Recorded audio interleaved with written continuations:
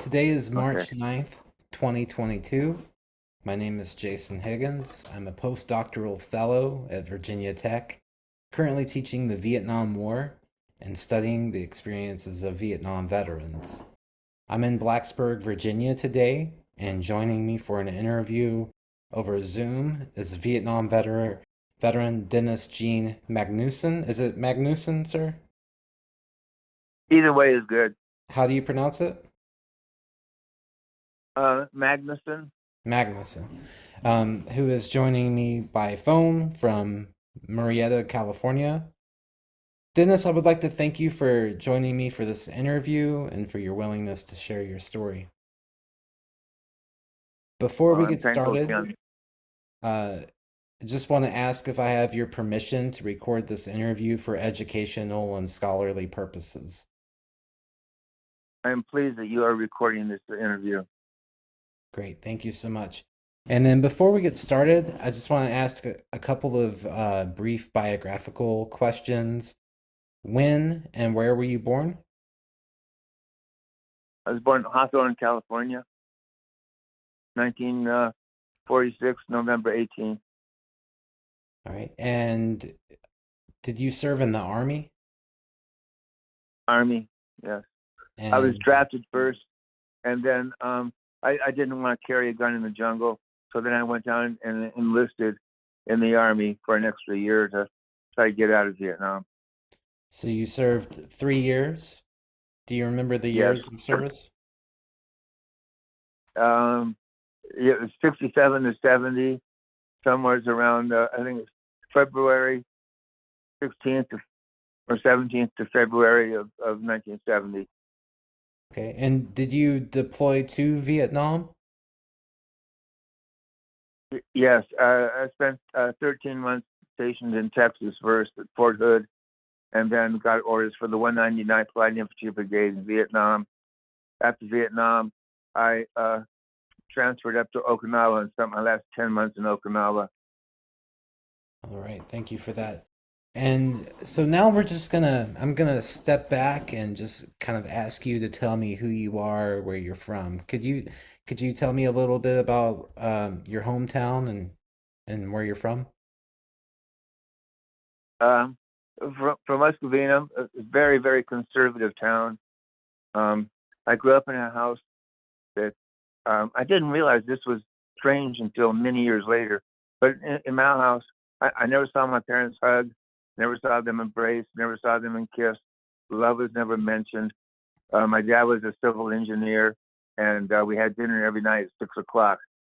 Um, I found out just a few years ago through AncestryDNA.com that I have a half sister, and so he kept his high school sweetheart on the side for 50 years, which explains a lot.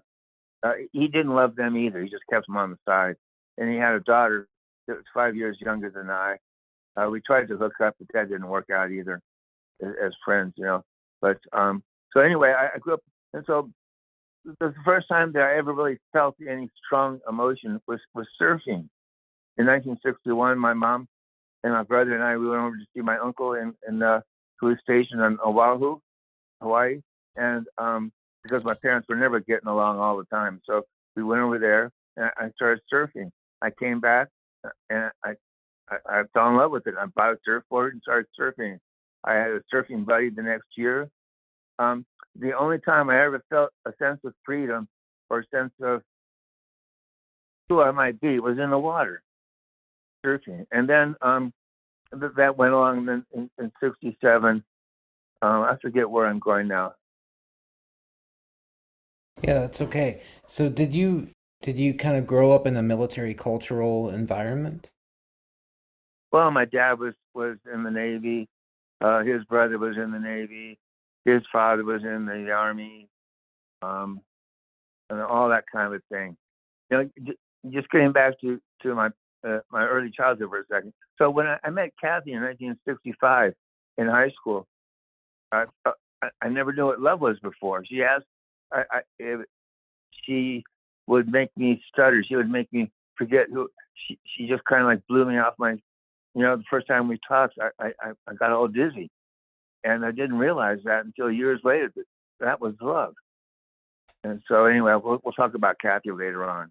But so yeah, my family was pro-military, this and that, but not outwardly so. They were not outwardly so of anything, actually. Except he wanted me to go to US, and when I didn't get into USC, he said that my life was over. So, did your father serve in World War II as well during the in the Navy? Yeah, he was in the Navy in World War II, over in the Azores. I don't think he ever saw anything, you know. Did he ever talk about those experiences with you?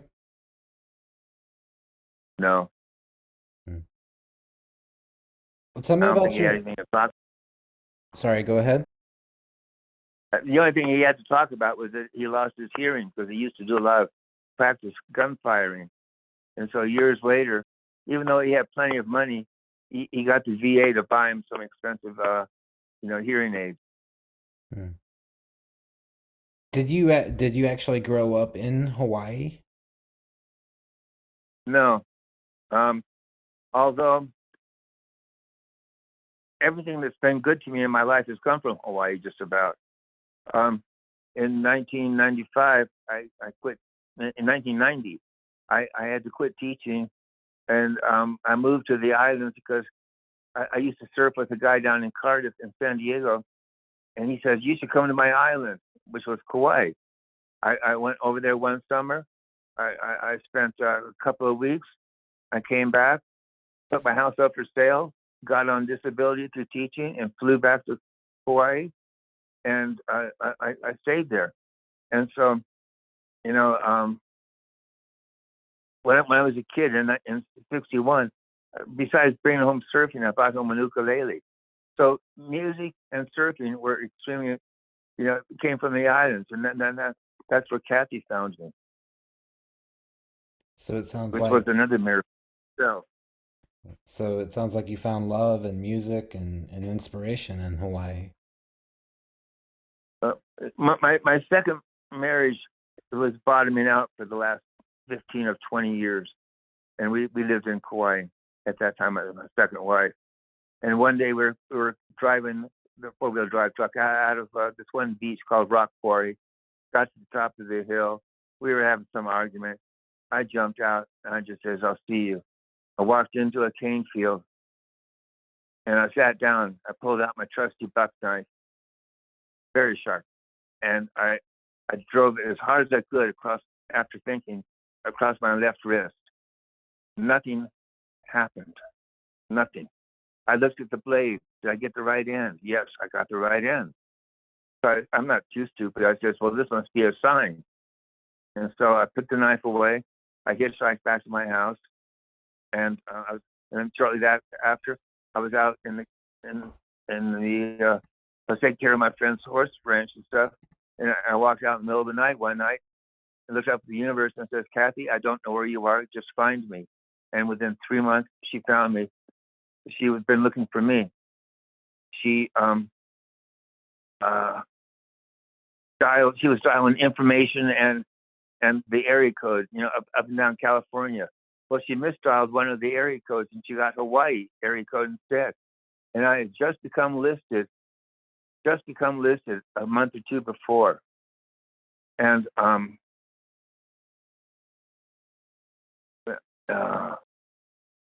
so one day I was out in the pasture working with the horses, and I walked up past the house, and I walked up, and I made a turn. I was going to go up to the gate and work on the front gate. Well, I got within 20 feet of the front gate, and I froze. I just stopped. I froze. I turned around, and I walked back to the house. I've never done this before. I sat down. I filled the tub up with water. I put the phone by the tub, and I got in the tub. 5 minutes later, I get a phone call, and it says, "Is this Dennis Magnusen?" I go, "Yes." "Did you go to West Covina High?" I go, "Yes." He goes, "This is Kathy." I go, "Oh, baby." And it just took my breath away. We talked for a month on the phone. First, just an hour a day, then a couple hours a day, and so on and so forth, And after a month, I wrote her a letter saying, that I had to come back and see her. So my heartstrings were being yanked all over the place. I got to come back and see her. And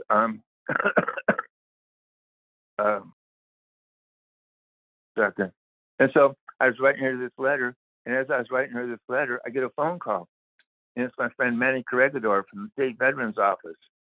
Evidently, Ray, the guy who owned the horses I was watching, told Manny, it's a small island, everybody knows everybody, told Manny my situation.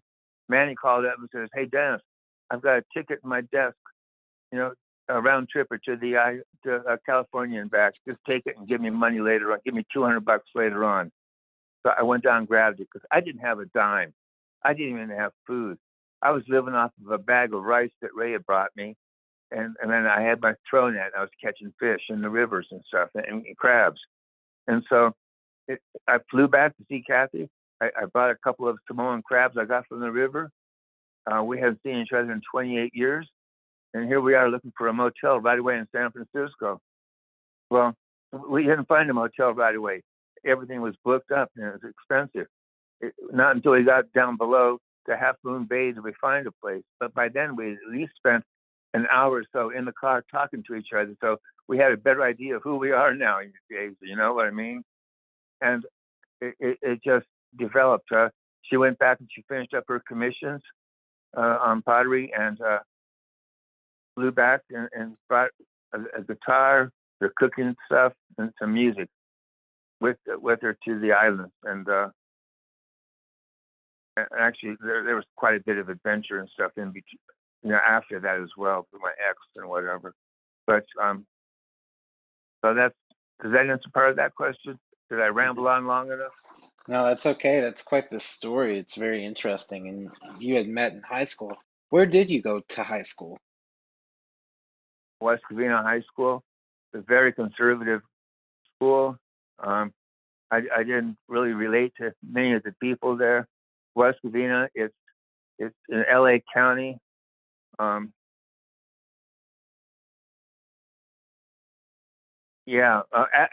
Vietnam, I was in Okinawa. I had my car shipped back to San Francisco. I drove down to West Covina. I went in front of Kathy's old house. She wasn't there. I didn't know where she was. I left West Covina and never returned. And in high school, did you have any favorite subjects, or did you like going to school? Well, yeah, I didn't mind school, but I was dyslexic and I had a hard time with about everything. I was lucky to get out with a B average. It wasn't until I came back from Vietnam and started going to college at University of Cal Dominguez Hills that a visiting professor came one day, and at noon he gave a seminar on self-hypnosis. We had to sign release papers and all that. I went in, listened to his talk. After that, I learned self-hypnosis. I came out. I ended up with an A average. I was always on the dean's or the president's list on it after that. So Wow. I didn't have any favorite subjects until college. And then, I became a history major, but that was only because I'd taken a couple of history classes at the JC, and I could use those classes to transfer over. And so I ended up becoming I fell in love with my ancient African historian teacher. I fell in love with Africa. And that's where I studied. I did, I studied some of the other stuff, South America, Central America. Everything else just kind of bored me, except for Africa. And as it turns out, through the ancestry DNA, I'm about 6% African, and I just love that. Interesting. And so whenever you're growing up in high school, did the reality of, or even the possibility of going to war ever occur to you? Well, I remember when I was a senior in high school, I believe it was, Time magazine came out with a big article about Vietnam. I looked at that. I knew that meant something to me. I didn't know what, but I knew. And I knew I did not want to be a soldier running through the jungles, killing people. That wasn't You know, when I was younger, before I got into high school, I got into a lot of fights. And it's because I was just an unhappy kid, you know, for my household stuff. But and it wasn't until surfing that I stopped fighting.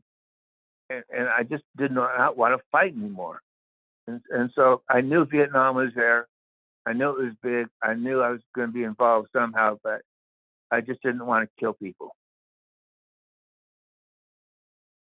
That's understandable. So did you graduate from high school? I graduated from high school in 1965. Graduated got my first degree in college, like you know, bachelor's stuff. Somewhere around 72, 3 or 4, something like that, maybe 72. And then I went one more extra year and got a lifetime teaching credential. I have a lifetime teaching credential, K-12. Yeah, I'd love to And hear more about that too. So I want to kind of take it chronologically from high school to yeah, Vietnam and then coming home from Vietnam. So um, at what point did you receive your draft notice? um, after high school, I went to a local JC, Mount SAC. It was while I was going to Mount SAC my first year that I received a draft notice. And whenever you received that draft notice, what was your reaction? Like, how did you respond to that?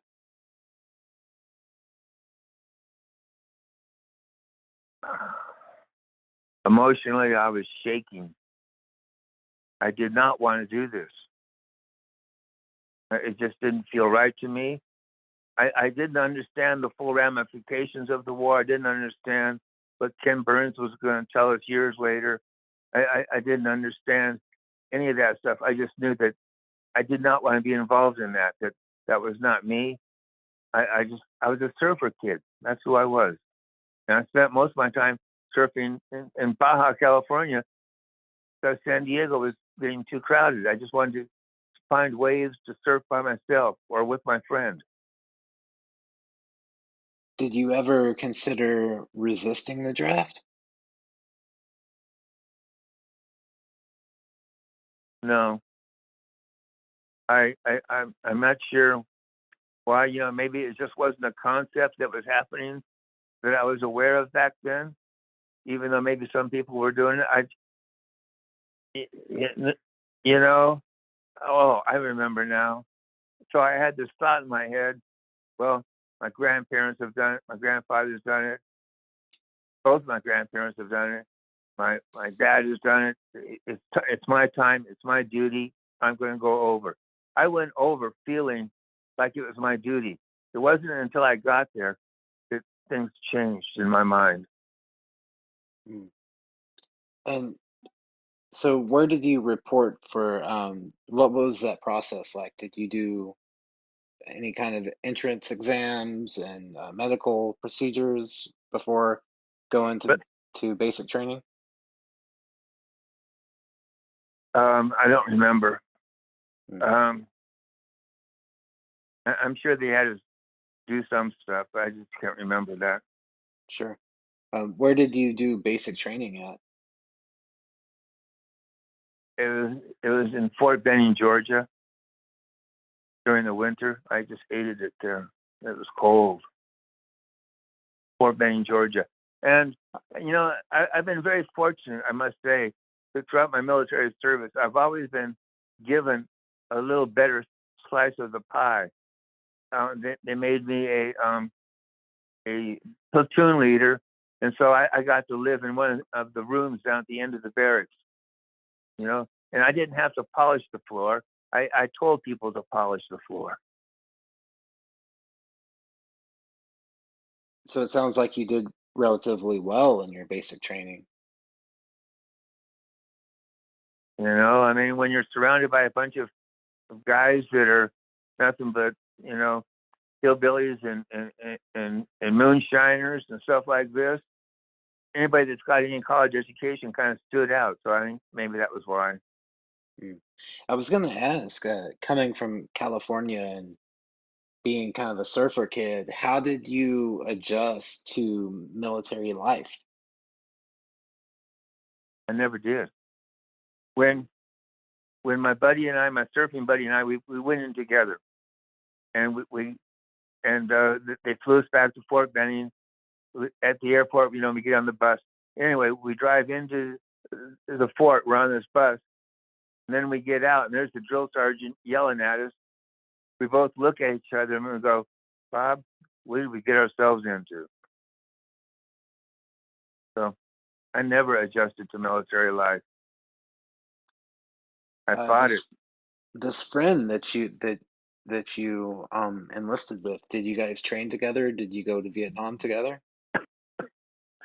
Well, we trained together. We were supposed to go to both of us to the 199th, but we didn't. I got diverted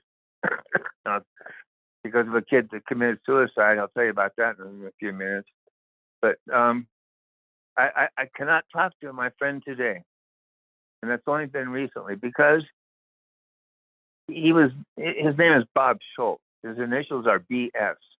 He was the biggest BSer in town, although we all loved him and let him get away with it because we knew he had a lousy family life.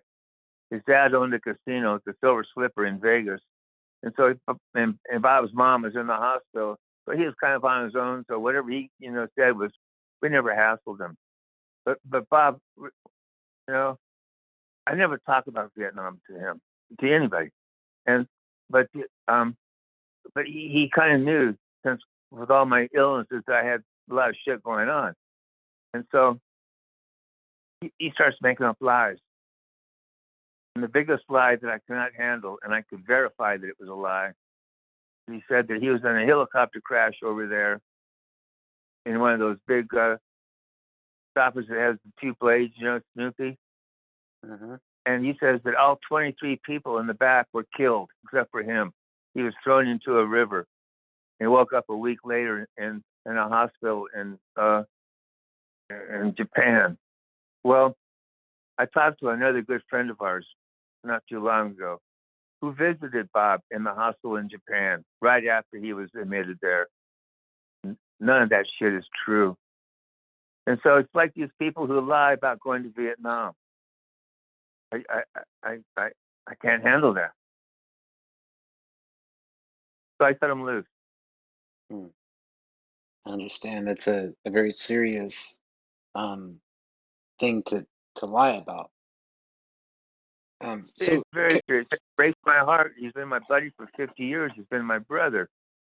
We've even dated at least 4 or 5 of the same girls in high school together. But, it's over.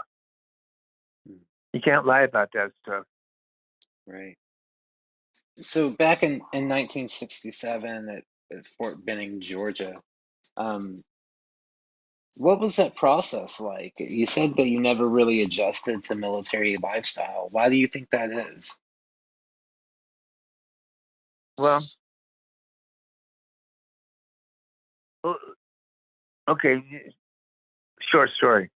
So we're out in formation one morning at 6 in the morning or something in Fort Benning, and it's cold out.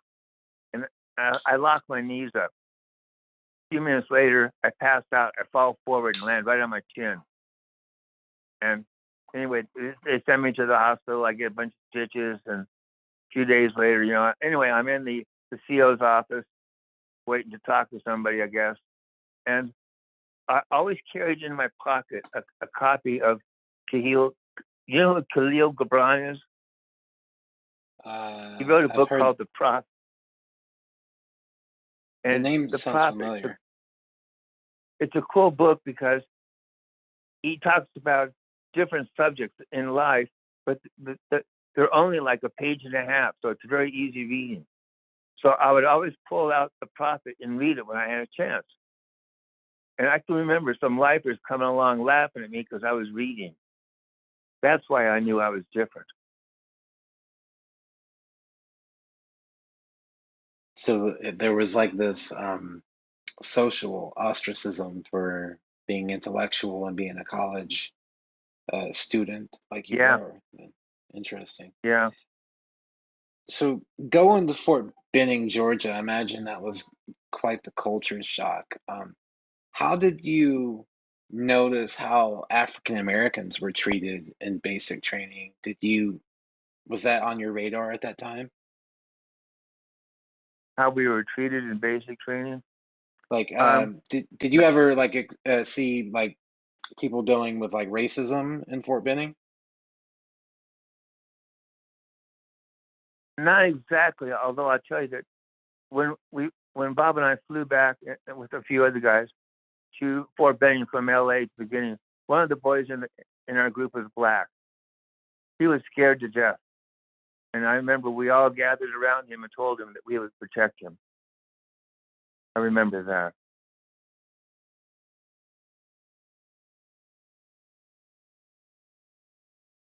And I can remember going to town. We were allowed to go to town. Maybe it was in Virginia. I'm not sure, but one of the places. I remember walking through town. You know, getting off the fort was it was lovely. But I can remember going through town and seeing signs in front of stores saying no dogs or GIs allowed.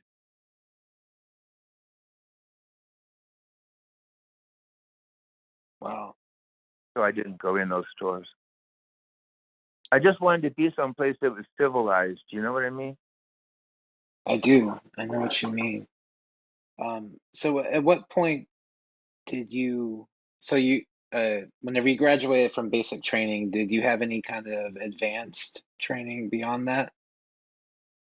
Yeah, they sent me eventually to AIT over in Virginia at Fort Lee, and I learned how to work the computers. I was trained in small weapons. I mean, you could hand me a spring from a 45, and I can tell you right where it came from. And so I guess I was getting groomed for um, what do you call it? So weapons, uh, reordering parts, for broken guns. I can't remember now. Sure. But that's what they were kind of grooming me for, I believe, because I could handle everything from a 45 up to a 105 howitzer. I was aware of.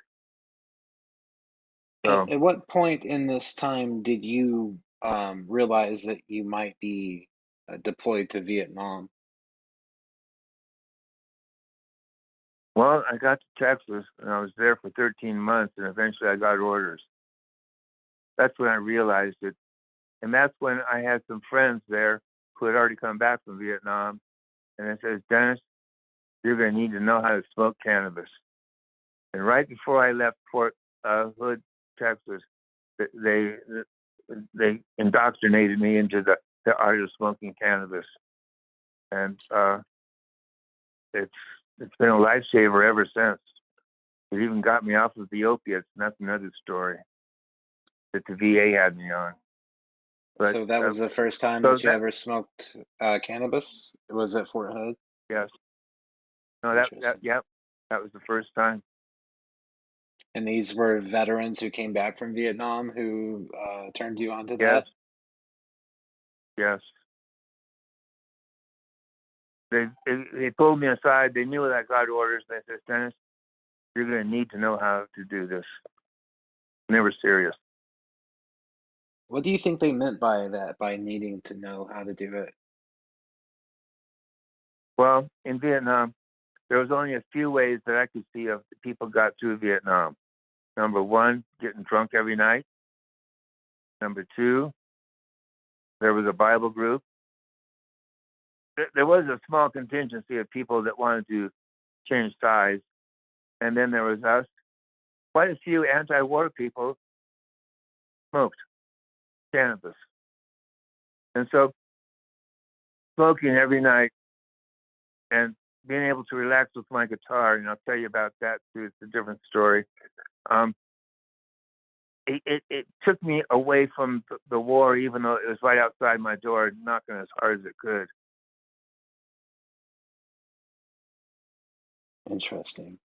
Um, so, kind of a side note, you were at Fort Hood, and I'm curious if you were aware of some of the anti-war GIs at Fort Hood at that time? Had the anti-war movement at all, like, were you aware of it in that moment? I was unaware of anything like that. If I was at the time, I'm not sure how I would have reacted, but I know I wasn't aware of any of that stuff then at the time. Although Interesting. I'll tell you, I have a dear friend, but along with myself, we're both members of Vietnam Vets Against the War. He's been there since '68, and he tells me that when somebody says to him, "Thank you for your service," his reply is, "If you only knew what I did, you wouldn't be thanking me." Mm.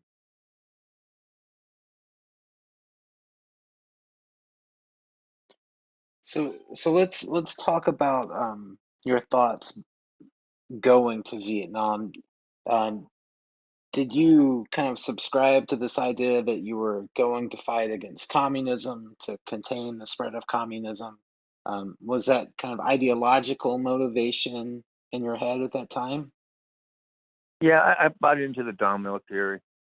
You know, one thing that ended up saving my life, really, literally, is that when I was still at Fort Hood, I got a job off base in the evening because I wanted to get off base. I got a job off base at a music store working with the guitars, keeping them tuned up, changing strings for people, doing stuff like that. And so, right at the very end, I bought one of the guitars there. He gave me a great deal, and I took it with me. And that allowed me some incredible experiences, and it actually literally saved my life one day. I'm sure of it. What kind of music were you into at that time? I was just a folk guy.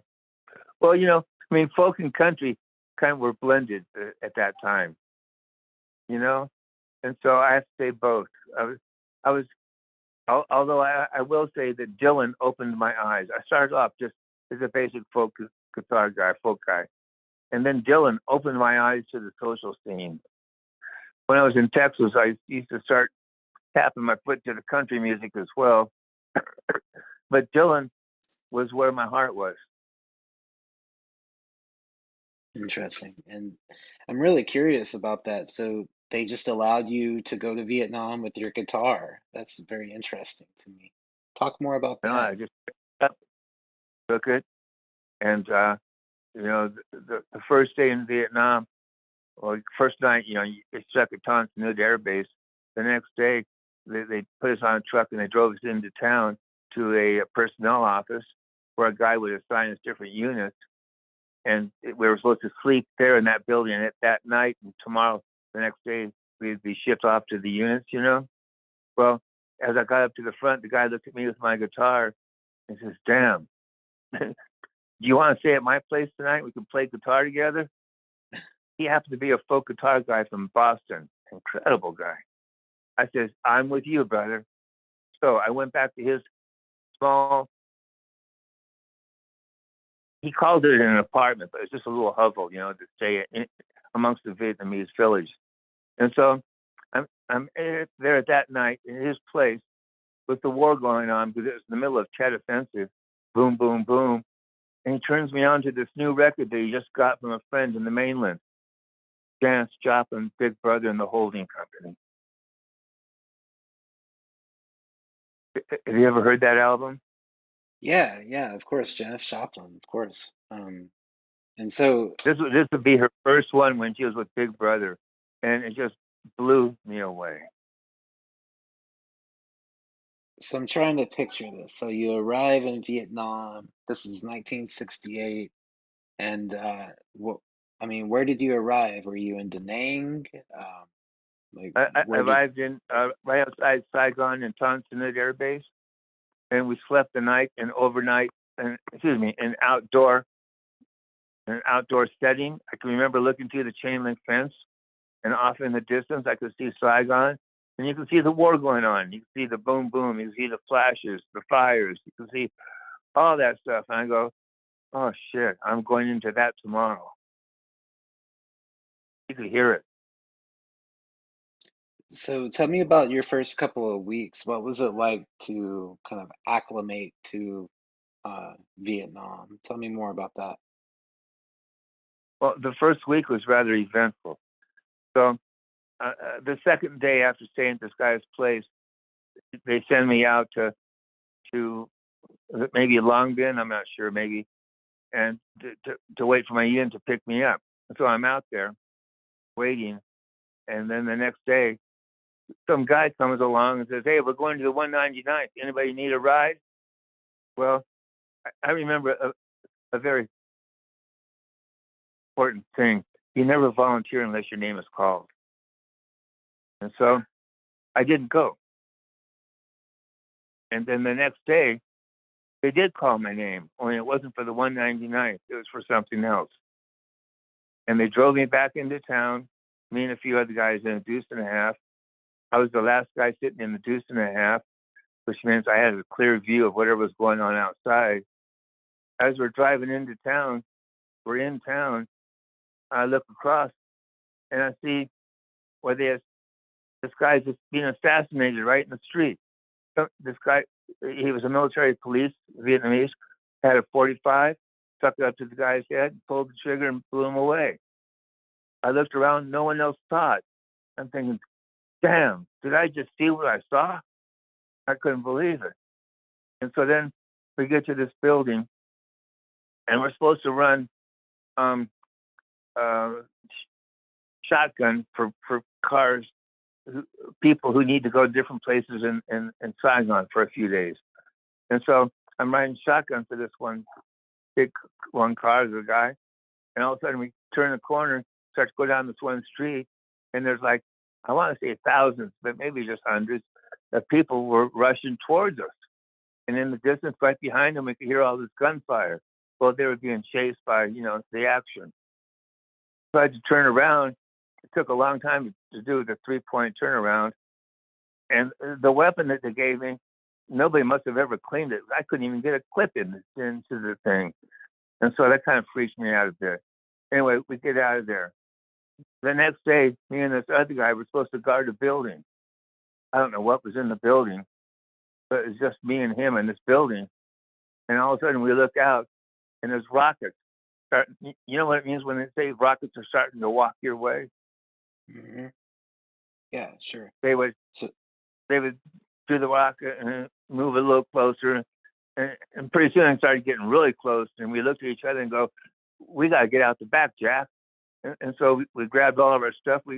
They made us carry our own stuff all the time. So I had my duffel bag and my guitar. He had his duffel bag, and we each had a weapon. Scoot out the back, and we get 50 to 100 yards away, and the building blows up.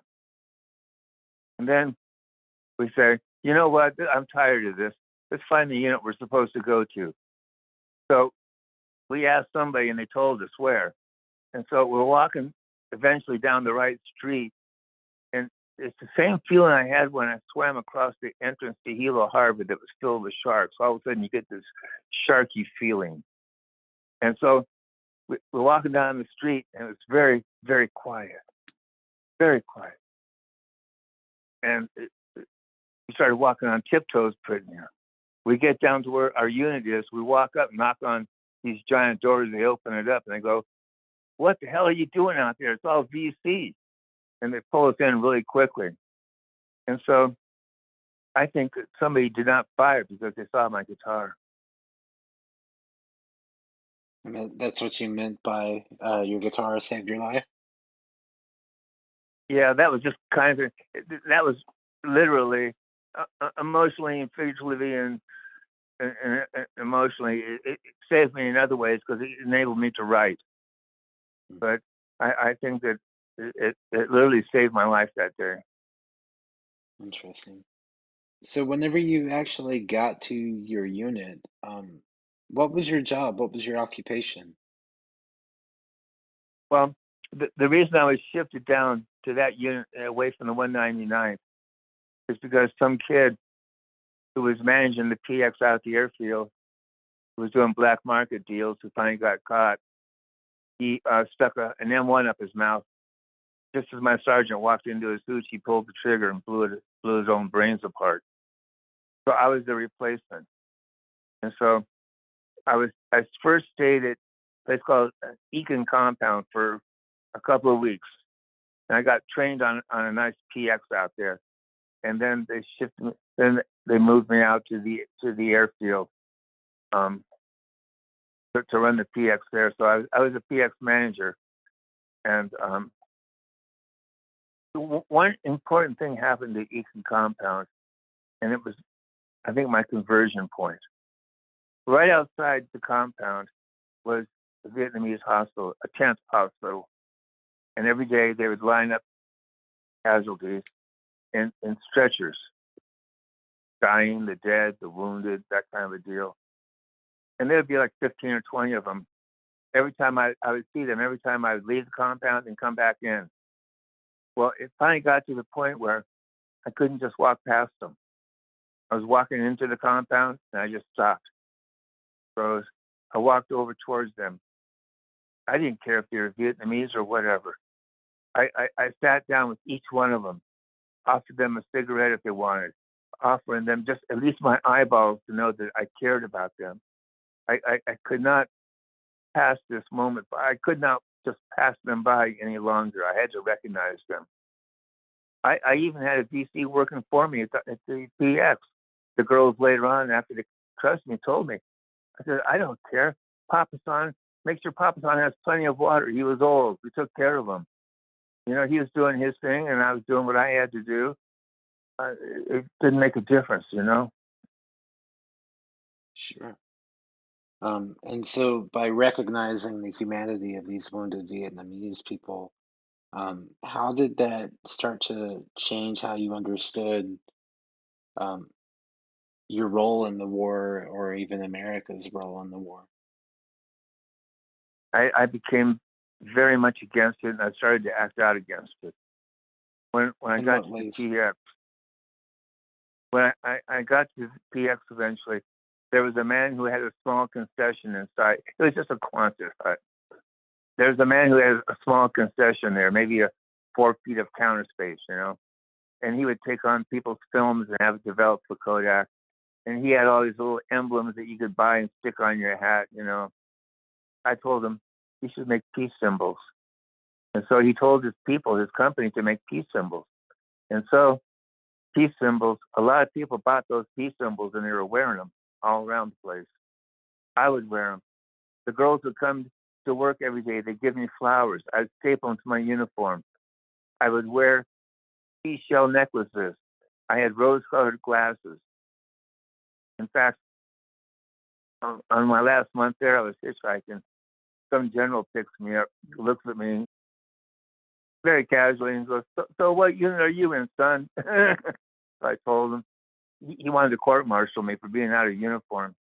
Instead, my CEO sent me away to Fung Tao to get away from the guy for my last week so he wouldn't find me. So can you tell me what a typical day on your job looked like? Like what was your routine? Do you remember those details? I remember it being hectic. I remember a lot of supplies coming in all the time. We had to restock the shelves. I was very fortunate, I must say. I had some girls that ran the cash register, some Papa Sons who helped with the unloading. You know, I helped a lot too, but if it wasn't for them, I couldn't have done the job. You know, they knew it better than I. And so the warehouse was right across the street. And so a lot of stuff would come from there. Sometimes trucks would come in from the port. Um, we had Connexes outside. We sold warm beer out of the Connex by the case. Typical day, just a lot of work. And a lot of times the B-52s would be going off and everything would rattle and fall off the shelves. Were there any kind of daily threats that you were aware of at that time? I know you mentioned some rocket attacks, things like that. Oh, yeah. When I was reassigned out to the PX at the airfield, I was also reassigned a place to live, which was in a barracks full of 100 other guys. I couldn't do that. I couldn't do that. The guy that, thankfully, the guy that owned the little concession that made the peace symbols, he come on, Dennis. He had a small house, a Vietnamese style house. Actually, it was upper class compared to Vietnamese. It had real floors, and that he was living in, and he had a maid's quarters out back. He says, Dennis, you can have the maid's quarters if you get me a fan and a refrigerator for my place off your ration card. So I did that. And so I lived off base most of the time. And so the little room that I had, that I was living in, I took my friend there with me as well. He, that every night, about every night, it was right next to the river. So every night there'd be automatic gunfire up and down the river, right outside our door. I would look up above my head on the wall behind me to see if there were bullet holes, because I was sure that there were bullet holes every morning, but there weren't. So it was right there. And there were several times when the war was much closer. I got into situations where, well, a lot of the times I would, if you volunteered to work at night, to go to the port to get supplies, you got the next day off. Well, that sounded very appealing to me. And so I would volunteer, and we'd always get shot at going up and down the highway, But the next day I would have off, and I could lay in the sun, or I could go down and shoot pictures or something. And so I forget where I'm going. So this is interesting. Did you have relations with Vietnamese civilians? I know you mentioned that there were some young women who worked with you. Can you talk more about that? What were your impressions of the people? Well, I was very close to a lot of the people.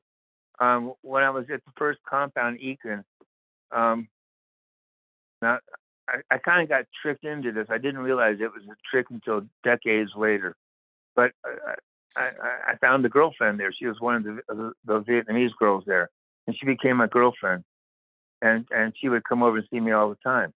Well, I would even go to her house where her family lived, and her family would welcome me as well. I can remember one time when I had the last month when I was kicked out of my place because it was too hot down there. I would stay at her house a lot of the times, and I went down to the PX and bought a big TV, and I brought it back, gave it to Papa San. He plugged it into his 1,000-foot electric extension cord, and the house would be filled up with Vietnamese at night, laughing at the TV shows. It was a lot of fun. I ate there. Mama San had her coal, her wood burning kitchen out in the back. I bring Papa San cigarettes. The girl, Cao Tinung, yes, she got pregnant. I never realized it at the time that it was actually a ploy for her to get to the mainland. You know what I mean? Yeah, and I mean, did that work? Did you continue to have No. relations? Okay. Well, I intended on supporting her all the way. And then when I got to Okinawa, I got letters, and she gave me a list. So I told her where I was going to be. And she gave me a list of things that she needed for the baby. And so I asked my mom if she would help out, get me these things. Mom says, no, just forget it. Well, I was in kind of a confused state of mind, so I forgot it. I know now the reason why she said forget it is because she wanted my dad to forget that he had a baby outside the marriage. Later So, on in life, did you ever try to find out what happened? yes, I can't. I don't know. I don't know how to find out. I would love to. No, I would love to know what happened. If she's okay, if the person, the child is okay. Can I help the child in any way? Yes, I've tried. I even have a Vietnamese doctor pulmonary doctor. I chose him because he was Vietnamese, and I just can't find her.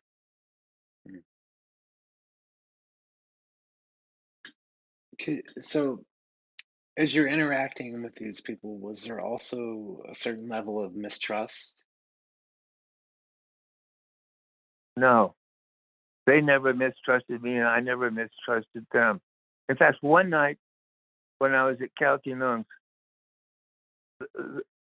the war broke. It must have been Tet 69. The war scene was just all of a sudden incredible going on outside. It was so bad, I told Cal Nung that I have to leave. I have to get back to the base.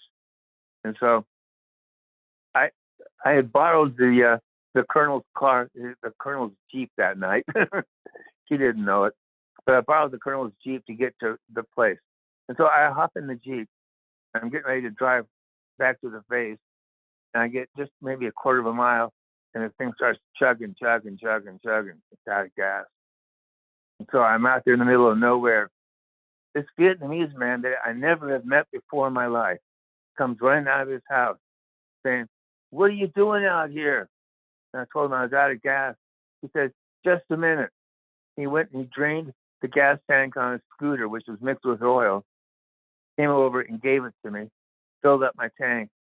And even though I chugged all the way home, that's how I got back to the base.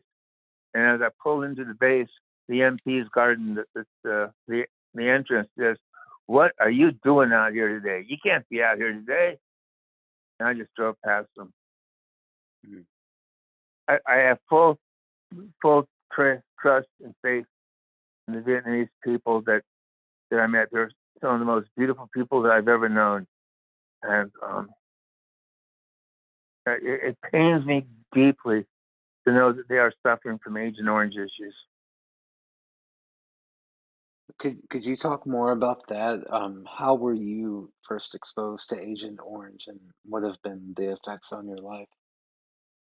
When I lived in that little room by the river there, the only way to get clean, there was a bathroom and a sink, but no shower. So I did what all the other people did in that area. The river was only, 20 feet behind my door. I go down with the pan, I squat down, I just pour water over me. I soak myself down. I pour water on me to rinse. That's what all the other men have done down there. So I watched them to see what they were doing. And that's how I got clean, and that's also how I got infected. I found out later on, I got a hold of a book called the Math Book. It was,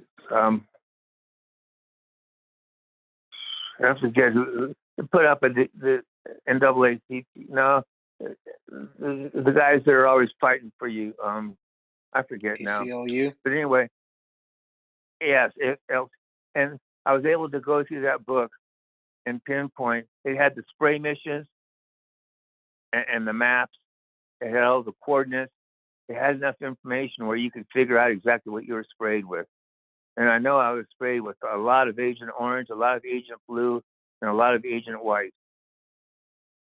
But at least I was bathed in that. The rivers became a pollutant flow. Did you have any trouble documenting that with the VA initially? No, I just copied the pages off and sent it to them. But they it took how many years? I don't know. It took a long time before I ever got any kind of a claim. I got a PTSD claim first. That was like 10%. Later jumped up. They would dealing with the VA is the most incredible hard. Have you ever heard of DDD? I think so, yeah. It's kind of our it's capital D, capital D, capital D. It's our it's our slogan for the VA. It's deny,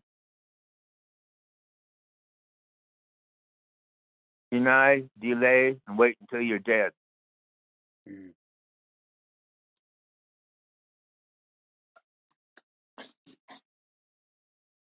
And you mentioned, since you brought up PTSD, I just wanted to ask, were there particular incidents that created that post-traumatic stress, or was it more of a culmination of your participation in the war? I think it had to be a combination. I couldn't pinpoint any one thing. There was just a lot of stuff that happened, and I have dreams at night where I just I wake up screaming. I hit my wife. She has to sleep with her face facing the other way. Um, Even still, when before Kathy and I got together, the incidences of PTSD, dreams, and stuff like that was much higher. When she found me and we got together, things dissipated quite a bit. But still, just last night I had an issue. Do you have counseling services available to you in the case that talking about your experiences in Vietnam caused any issues like that? No, I had a counselor when I was in Kauai. That's when I shifted to the VA for care, and I'll go see him once a month, maybe sooner. I don't remember. But he would just ask me what the date is. Other than that, he just listens and copies down what I say. I actually think he's there to be used against me because stuff that I would say in there would show up later on in VA denial claims.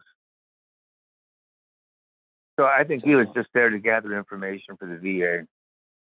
So it sounds like there's a lot of mistrust between yourself and the government and the VA, and I definitely want to talk more about that as I learn more about what it was like for you coming home from Vietnam. Um, while you were in Vietnam, you mentioned something earlier that I wanted to kind of discuss further. And were drugs readily available in Vietnam? And if so, was heroin at all on the scene while you were there? I didn't see any heroin down where I was at, but I know heroin was available in Saigon. I know you could buy cigarettes that were pre-laced, cannabis cigarettes that were pre-laced with opium. You could buy that on the open market easily. Um, Down where I was at, um, there was an opium house um, just across from the PA station, just across from the MT station, across this field. There was and so we go to this house, and you'd walk in, and if Papa Tom was downstairs with his family, he'd just say, "Go upstairs." I'd go upstairs. There'd be a loft, and there would be like 3 spots where people could lay down, and I'd just lay down, and he'd come up, he'd mix up the liquid O with the pasty opium, he'd put it on the pipe, turn it upside down above the flame, the heat from the flame, and I'd take my hits. All I need is like maybe 4 hits. That's 50 piastre a hit, which is less than 50 cents a hit. And so then after that, I would go to sometimes I would go to this the local massage place. You can get a steam bath and a massage, or a steam bath at least. And then I'd go back to the base where I was living at the time because I couldn't live in my house any longer. And so I would get back to the base and I'd just lay back in the bed and bam, I'd be out. Well, it turns out that one night my CEO walked in. He says, "Dennis, I need you." And it turns out that I just kind of like sat up, looked around. I said, "Oh," and went back down again. And he says, "Well, maybe not tonight." And he left.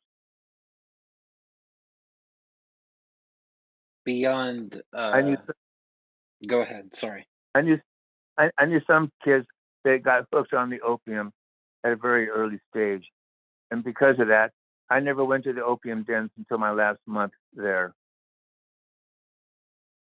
Hmm. Were there any other types of legal consequences that you faced while you were in Vietnam? Um, I don't think so. Not while I was in Vietnam. I did my job well. I did it very well, and if you do your job well, no one's going to mess with you. Mm. Were That's there why. any? Yeah, sorry, go ahead. That's why in my last month there, I was able to walk across the street, walk up to my CEO, and I told him I quit. I just quit. And because of the previous guy committed suicide, he knew the pressures that were on my position. And so he enabled me to quit. I set up a desk with a typewriter in the warehouse, and I just started typing up my songs and poems. And I still have those typed up. And so, anyway. So it sounds like music was an escape from the war for you in some way. Can you talk more about that? Like, what other Well, types of see, outlets? that's why my little house was important, because it was quiet there. I had plenty of smoke. I had hash. I had cannabis. I could relieve my brain, and I played. I played music. I wrote songs. I played all the time, and I wrote poetry. I used my head. That's what I did. Was there anything that was particularly difficult about your time in Vietnam that you care to talk about?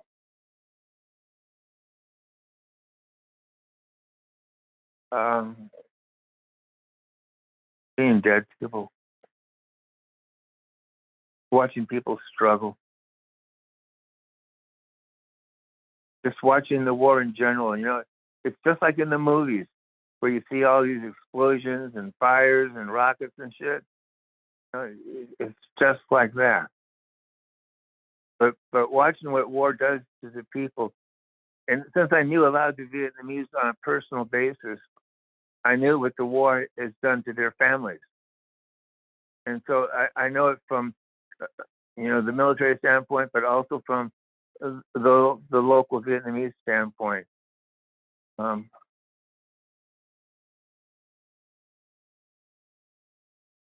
At what point, I know that you said that you were wearing peace signs on your uniform and things like that, but at what point did you realize that you were against the war?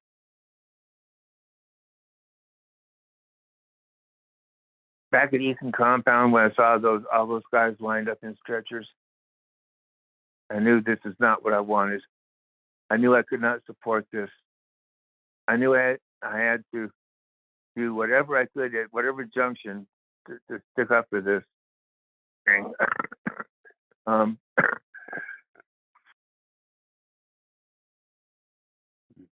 just flash on my guitar for a second. People knew at Eastern Compound that I played guitar, and so this one guy who had been there for a while had drums in his place, and so he invited me down one night. He was hitting on the drums, and he plugged me into his electric guitar, and we're making all this noise and jamming and stuff. And then we stop and take a break, and I hear all this boom, boom, boom outside. We look outside, and right outside his house was a bunker, and all the guys who should have been sitting inside the bunker were sitting outside the bunker on sandbags listening to us play music while the war was going on.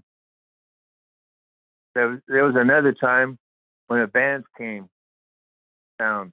Now they only played in officers' clubs, never for us. So they heard about me, and we got together before the show. I got them all stoned, and then they decided that I should come into the show to be with them. And they decided that I was going to be the photographer. So I grabbed my camera, and I followed them inside the officers thing, and I just took pictures of them while they were playing. And I was the local photographer. So I'd be moving around, sitting at tables, shooting through grass. I was doing a little bit of stuff, but as far as being against the war, the seed was already there. It just germinated when I saw all those dead guys in stretchers. How do you pass that by? So it sounds like more of like a gut reaction that, that death and the senselessness of that Yeah. death pushed you away from it. At what point did like your anti-war become more intellectual? I know that you mentioned like you believed in the domino theory, but did you start to understand the war um, from the Vietnamese perspectives at all? Oh yeah, I threw the domino theory out shortly after getting there. Mm. I figured that was bullshit. You know, just like reading the Stars and Stripes newspaper. You read about the war, but then you're in the war and it's not that way. You know, it's totally different. You realize that there's propaganda going on. There's a lot of bullshit going on that nobody's being told the truth. Right on. Um, Before we start talking about what it was like for you coming home from Vietnam, is there anything about the war, your experiences there that you want to talk about that you can think of? Um,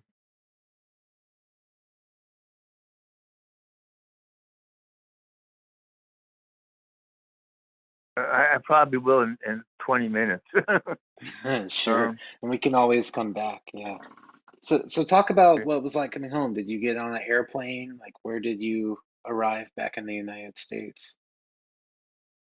I arrived back in, you know, I was discharged from the Army while I was in Okinawa. I transferred from Vietnam to Okinawa because that's where my parents were living then. My dad was an engineer in charge of this company that did a lot of work in Southeast Asia, Pacific architects and engineers. And so I thought, well, let me go back there. Maybe I can reconnect with my parents. Maybe I can reestablish, get some kind of a friendship, some kind of a family thing together again, because it wasn't there. That never quite worked out, but got where I was going, Jason. Did you feel like you had changed during your time in the war and it was difficult to relate to your Oh, family?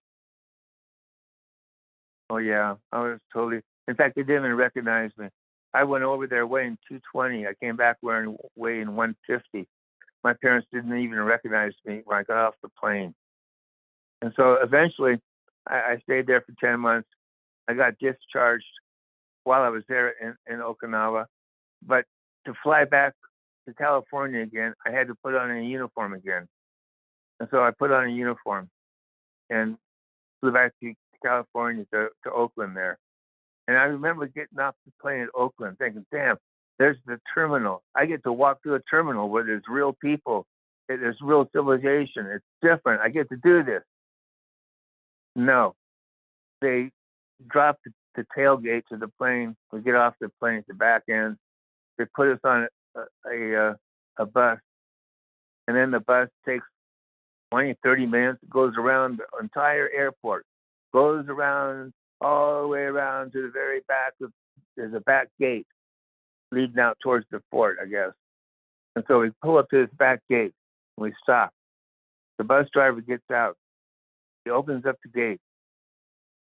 And you remember, we just finished flying across the ocean. We're pretty tired.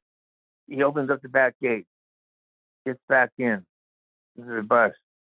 Drives through the gate, gets out, closes the gate. In the meantime, there's about 100 protesters there throwing things at us, calling us baby killers. They have signs, they're shouting and yelling. And I'm thinking, no, no, I'm on your side. I'm one of you guys. But that was coming back. Did that feel like a betrayal to you? No, I understood their passion. Mm. You know, I mean, I felt the same passion. I didn't feel like a betrayal. I was for those guys. You know, I didn't want the war. The war sucked. And yes, people were killing babies. All that stuff is true, and even more so. And so they were speaking my voice. It's just that I felt just a little bombarded with information, I guess. A little, I'm not sure if bombarded is the right word. I just felt like, hey man, they're throwing stuff at me. Okay, most of these guys, I don't even know if most of these guys deserved it. I just know that it wasn't me, and I didn't mind them doing that. Do you think that living in Okinawa for those 10 months helped you transition between Vietnam and the United States? Yeah, it did. It was a different environment. I got to live in a clean house on top of a hill overlooking the East China Sea. I bought myself a 1965 MG, and so I had a nice little car to drive around in. It was different. I had good food. It was a good. I had some decent friends. Some are vets, mostly not. And so, yes, it was a good transition. It's like starting to get it together, you know. It's kind of like, and then when I did fly back to California, I realized how strong the anti-war movement was, and I probably would have done this anyway. But I just let my hair grow long. I just wanted to blend in. I wanted to disappear. I didn't want to be that Vietnam vet. I just wanted to be some local kid with a guitar. How long did it take before you associated yourself as a veteran?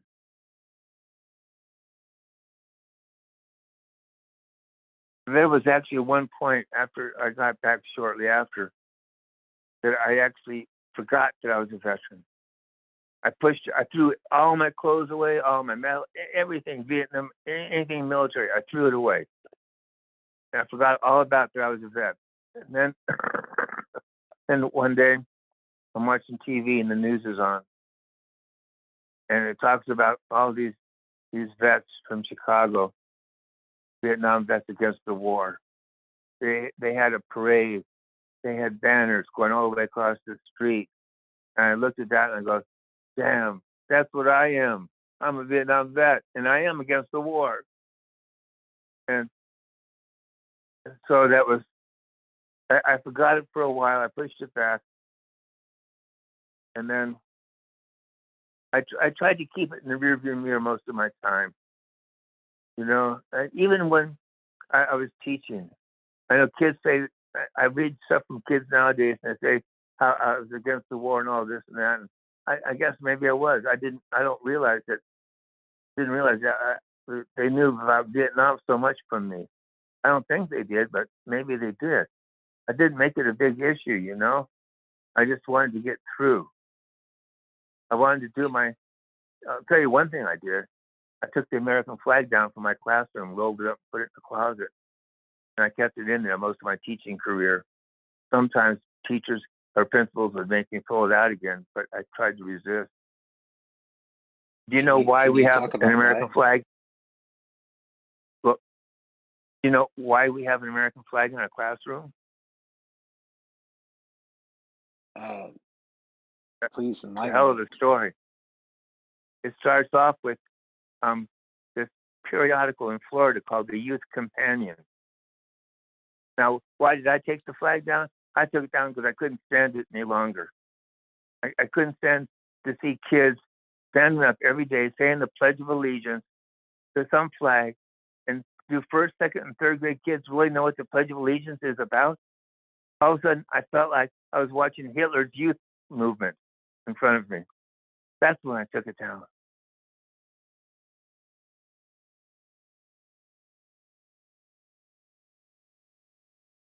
So you mentioned the VVAW.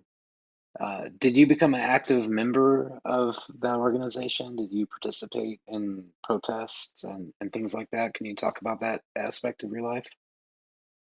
Well, I'm not sure how many years I've been involved with VVAW, maybe 5 or 6.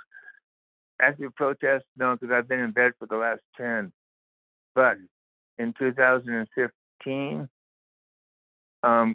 there was a Veterans Parade, Veterans Day Parade in Palm Springs.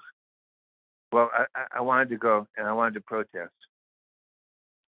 And so it turns out that VVAW no longer has any protesting going on, that they have this other group instead do the protesting for them. So I was supposed to meet these guys. So I go down there. These guys are a bunch of idiots. There's a bunch of yahoos. Anyway, there's about 10 of those guys, and I'm far behind them in the parade. And a student that I had 20, 30 years earlier is pushing me in my chair. I'm holding a flag for Legion of the Silver Rose. And it's just him pushing me, and I'm flashing the peace sign to everybody up and down the line.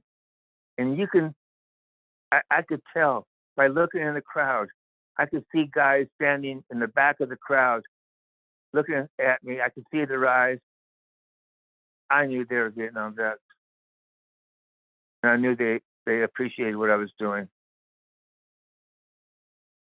And so I wish I could protest more. I want to. I want to be able to go to schools or groups of people. I want to be able to tell them what it's like for a person to come back from a war, what can happen. And because of that, what happens to society, you know? Anyway. How long did it take for you to feel comfortable talking about Vietnam?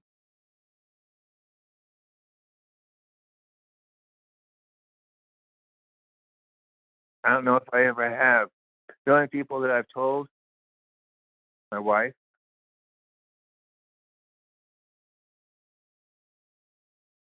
That might be it. Hmm. You mentioned that you've been married multiple times. Do you think that your experiences in Vietnam had an effect on those marriages? Oh, I'm positive. You know, it gave me a different person. It may be hard to live with. I mean, I was angry. I did some. You know, I must have done some crazy ass things when I remember one time driving down a road in my sports car, and the road went from 2 lanes to 1 lane because there was a bridge up ahead. And so this one guy in the slower lane was going to try and pass me up and get ahead of me. Well, my anger got there, and I said, "No, you're not." So I sped up.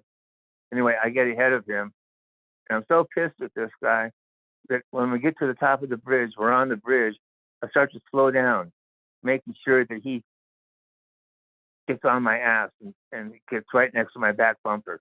And then finally, I stop the car. Well, he's got nowhere to go. I stop the car. I get out. I go back. I pull the keys out of his ignition. I get ready to throw him into the freeway. And then I just stop and I just throw him on the ground and leave. But anger, I still have a lot of anger today. I have so much anger towards the government, towards wars. It's understandable anger. I don't think that ever goes away. Hmm. Can you talk about the first couple of years after Vietnam? How did you readjust to civilian life? Like what was your path from Vietnam? Leonard Cohen brought me back, so to speak. Dylan sent me over. Do you know who Leonard Cohen is? I'm familiar. Okay, he's a Canadian songwriter. He died a few years ago on November 9th. He wrote songs that you know the song Hallelujah that everybody's singing nowadays? Sure. He wrote that. He wrote Suzanne. He's an incredible songwriter. And he writes, somebody asked Leonard, "Do you write every day?" And Leonard says, "Well, I wake up in the morning, I survey myself. If I find myself in a state of grace, I write." I saw him play one time at the Troubadour in L.A. He comes out in a little simple gray suit, bows, and starts to play. And everybody has to have their 2-drink minimum right away because he doesn't want any noise going on before performances. So I have to say that it was music that brought me back. Listening to, there's an old song, Crosby, Stills, Nash and Young, where they talk about rules of the road. You have to have rules of the road to live by. Well, I chose some rules of the road to live by, and I kept those at heart, and that's what got me through it. Did you go back to college whenever you came home? Did you use the GI Bill? Yeah, I went to college. I knew nothing else. Before I went to Vietnam, I went to college. When I came back, I'm all confused. I don't know what to do, so I did what I used to do. I went to college. And so I spent a year and a half or so at Long Beach City College, and then I was transferred up to Cal State Dominguez Hills College University. And so, it was there that then I went on to got my teaching credentials. What inspired you to become a teacher? Well, after you get through with a history major, I'm thinking, what do I do? And then I had an uncle that I appreciated at the time. And he says, I think you'd make a good teacher. Okay, I'll try teaching. I'll just throw it out there. I'll get a degree in teaching, and we'll see what happens. Well, all of a sudden, I started doing student teaching. I got in front of kids, and things changed me. One of the best things that ever happened was my first 6 or so years in teaching. All I taught was elementary, first, second, and third grade. And so that's a beautiful world for me, a vet, to drop into. It was very safe. The kids were very loving. It was very good. I then went to junior high, to 6th grade. And then the following year, I was recruited to junior high to teach at this junior high in a gang zone called Hawaiian Gardens. It's a very tough area. Most teachers wouldn't even go there. But I wanted to go there. It was different. And so she wanted me to come down and teach and run up a program, a pull-out math program, where I would pull kids out every 2 weeks for the school. I'd take the kids that never passed math before, and I would work with them on math, and which were mostly all the gangster kids, who are also, by the way, very creative. And so I just fell into things as I went along. What were some of the rewards of teaching for you personally?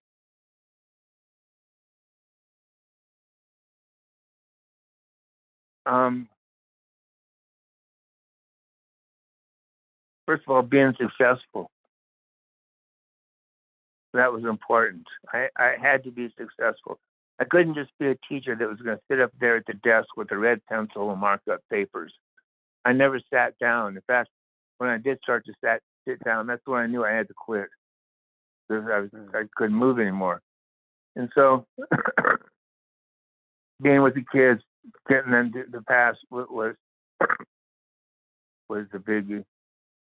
I forgot your question again. That's okay. Are you doing okay? Do you need a break or anything at this moment? Well, let's see. Maybe not yet. Let me drag on for a little bit longer. Sure. We were talking about teaching, and it seems like you're a very creative person. How did you bring that creativity into the classroom, and did that have an impact on your students? Well, for my junior high kids, by then I'd gotten used to the teaching thing. I knew I had myself kind of together. For my junior high gangster kids, I would have them, every time they come into class, do tightening muscles, relaxation, breathing, kind of a self-hypnosis kind of a deal. Really a self-hypnosis kind of a deal. I had like 15, 20 plants in my classroom that I talked local nurseries into giving me. I was a mentor teacher, so I knew what I was doing. I would teach the lesson, take maybe 20 minutes or so, 30 minutes, and then I would let them work. I would never let my kids go home to do their homework. I never wanted them to do that, because who was I going to ask their home? This way I can check right away. Are they on track? Are they doing it okay? That's why I never sat down. I always walked up and down the aisles. I always looked. Whenever kids came into my classroom for a class, the first thing on the board would be 3 problems from yesterday's homework. Do you remember it? You know, um, and so I had whale music playing during the work periods. I'd have a whale. I had speakers in the back with my boombox, and I had like it'd be like a duet between whales and a flute going back and forth. It was very peaceful music, and so the kids would listen to that as they worked. And so I would have hardcore gangster kids in my class, hardcore, and they all bought into the program. I never had an issue, never. Even when I taught high school gangsters at night out at Storefront Community School, the kids there, they kind of knew me. Um, I had long hair. They wanted to call me Shags. But I said, no, you can't call me Shags. So I arm wrestled every one of them, and I beat them. Surprised me. So I said, now you got to call me Master Mag. Well, they wouldn't do that either, but they call me Mag. But it was a very loving relationship. What they would do, they would let me take photographs of them, which is unheard of because they could go to the cops, the photos. I would take photos, make double copies, and always give them back one. I just wanted to have pictures of them. I love those kids.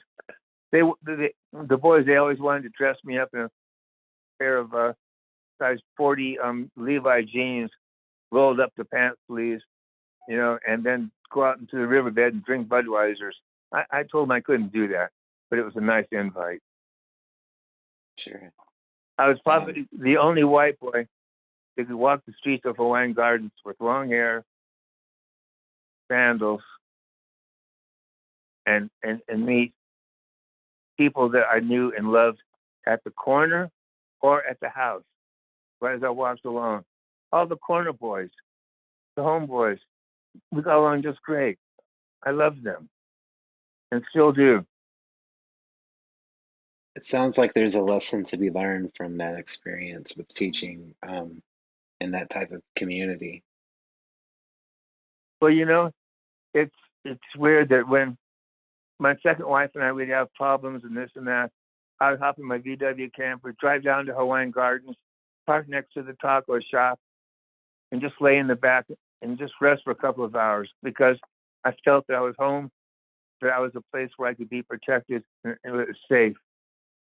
I wear a St. Christopher's on my neck. I'm not Catholic, but one of the girls put this on me years ago. And she said that I protected them back then, and now it was time for them to protect me.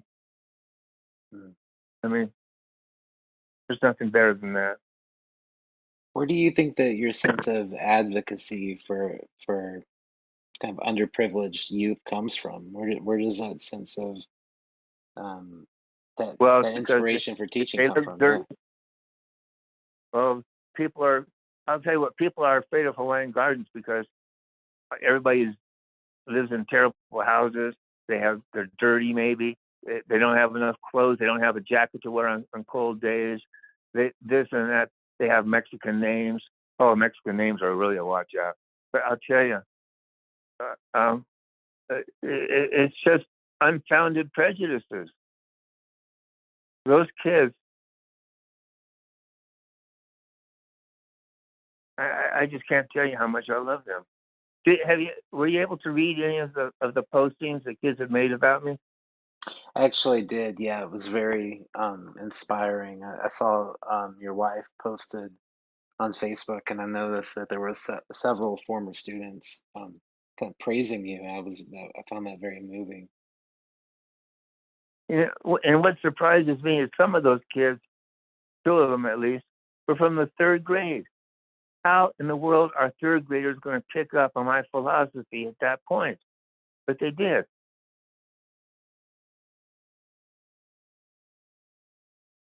Do you think that your I'm experiences as a Vietnam veteran shaped how you interacted with students in the classroom? Is there a connection there? Well, yeah. If it wasn't for Vietnam, I don't think I would have been successful in Hawaiian Gardens.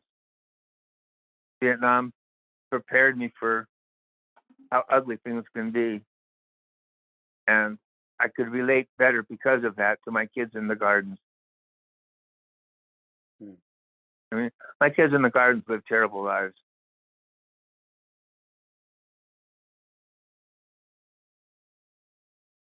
And so if it wasn't for Vietnam, I know I would not have been as successful. Vietnam opened me up, to other races as well. And so when I came to the Hawaiian Gardens, all I saw were kids.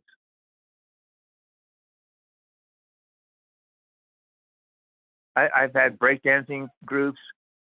One day, some kids came down with some cardboard. Says, "Hey, Magnusen, can we use your classroom at lunchtime to breakdance?" I go, "Yeah." So they would do that. Pretty soon, after a couple of days, I would have over 100 kids jammed in my classroom, sitting on top of tables, in the window boxes, everywhere, listening and watching the breakdancers. The principal would come down and says, she'd always hold my hand in situations like this. She'd go, "Dennis, you can't do this. There's too much going on here." I go, "Nadine, give me the auditorium." She did. So every Friday, we'd put on giant shows. I'd put my boombox through the PA system. The walls would shake and rattle all the way to the office. I'd have 400 kids in that auditorium with just me. When the bell rang for lunch, I'd say, "Hey, time to go back to class." Everybody peacefully got up and left. I never had an issue with the kids at school. It was quite the opposite. I understand that years later, I heard just a few years ago that a lot of the kids considered me to be which is quite humbling, the father figure to them. They considered me to be their father's figure. Wow. I mean, it doesn't get any better than that. What an honor. It sounds like you've had a rich and rewarding teaching career. Extremely, and that's why it was one of the saddest days of my life, to be able to put everything in a cardboard box and walk off campus.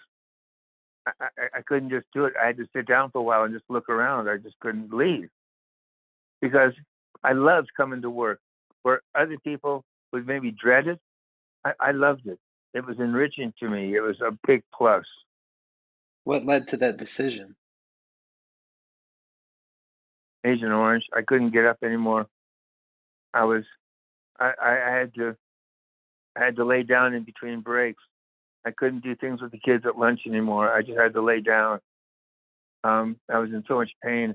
I had a hard time even leaving the house in the morning, getting dressed and going to work. It was just too difficult. And so finally I told the office that I had to quit. It was halfway through the year, that semester break, which I really didn't want to do. I loved what I was doing, but it was something that I had to do.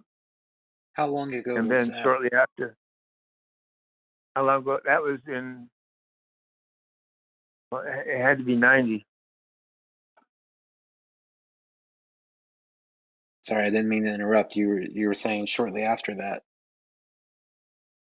Oh, I don't know. That's gone. So you've been dealing with these physical health problems for 30 years now. I didn't realize that you had been struggling for so long. Yeah. I think because I've been in bed for the last 10. And so, you know, I'm usually a very active guy. I like to get up and do stuff. Totally. And so, when Catherine and I first got together in 90, she told me that she didn't like being around sick people. Well, now she's got one that she has to wait on hands and foot. She has to wheel me in a wheelchair to the bathroom so I can take a bath. You know, I lay here in bed and she brings everything to me, everything. And How does that come with a sense of guilt? on my part, Yeah. yes. I mean, look how Look how much time I'm occupying from her life where she should be spending it being an artist.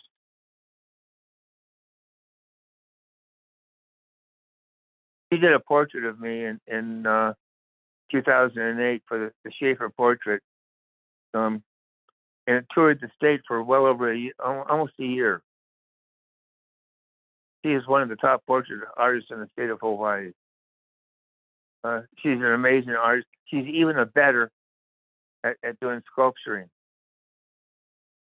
And so our house is set up.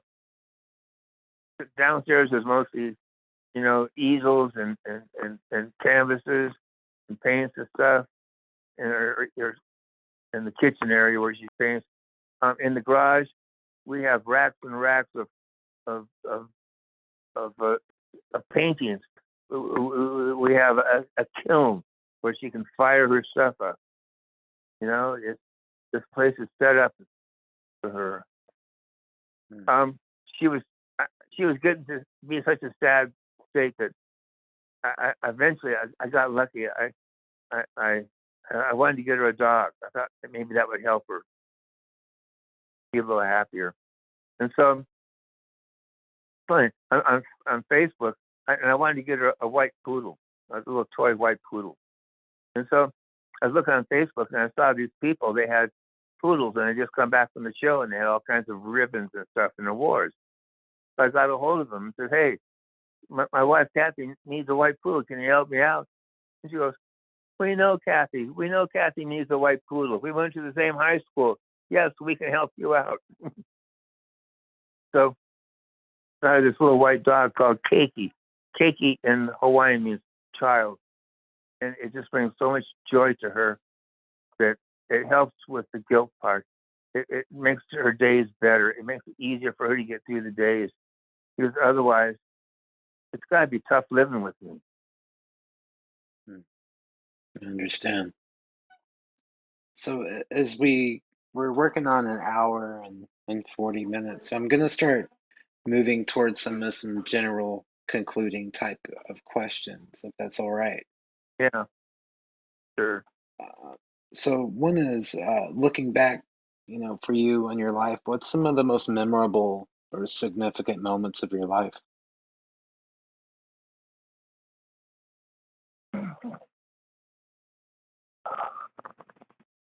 When we found each other. I'll tell you what's interesting. She found me like 28 years later after high school. But right as I was getting ready to get married for the second time, my wife at that time, she wanted to go to LA to the ring market to look for a ring. So I didn't want to get her a diamond because of the blood diamond thing. So we looked and found other rings. And then across the street was the Pacific Design Center. She wanted to go through the Pacific Design Center. So we got a ring. Then we went through the Pacific Design Center. Went to the one floor and then the other floor. And 20 feet from walking out the door, I stop and I freeze. I look up to my left. And there's Kathy. She is selling her hand-sculpted mugs. She sees me. And we walk towards each other. I walk up to her. And it's kind of an awkward greeting because I got my my second wife to be there on my arm there. But it was a meeting that enabled Kathy and I to just notice that, yes, we were both still alive and we both still needed each other.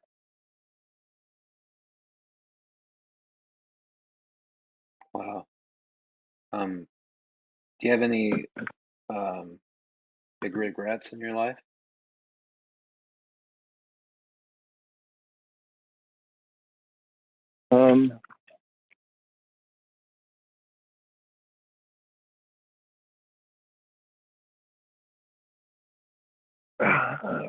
I wish that my son and I were close again. He's a great musician. He was a great French horn player. He had scholarships to play the French horn anywhere. trouble is he wanted to be a songwriter like his dad, and he wasn't good enough for that. So he sold all his French horns, bought guitars, and anyway, he kind of failed as a songwriter, and he just kept looking for people to support him all his life. I wish I still had contact with my Vietnamese counterparts, like my girlfriends, but especially maybe the child that was born there.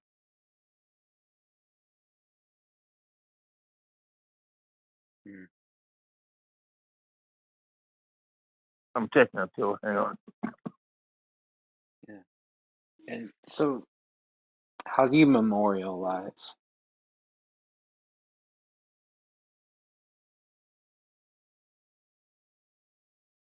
Say that again. How do you memorialize? Like, how do you honor Which means what?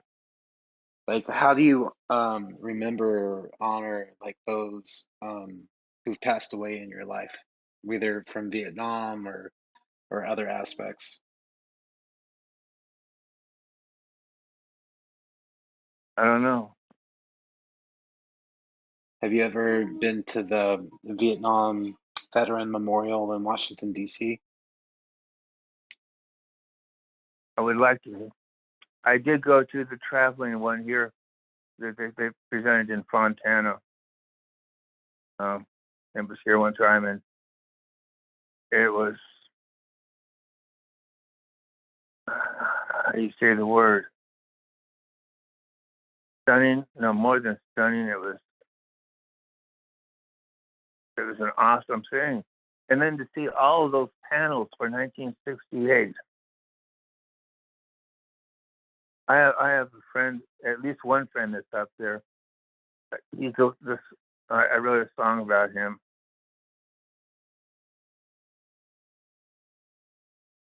His name is Sean. He was in the radio corps.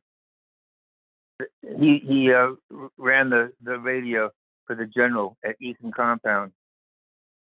But he wouldn't cut his hair, and they told him to cut his hair or he's going out into the field. He wouldn't cut his hair, so they sent him out into the field. He went AWOL and stayed at my house for a while down by the river. And then finally he turned himself in. He was a radio man in the unit. He was shot and killed. We were always going to get together. He was from Haight-Ashbury. We were always going to get together afterwards. Do you remember his last name? No, I wish I did.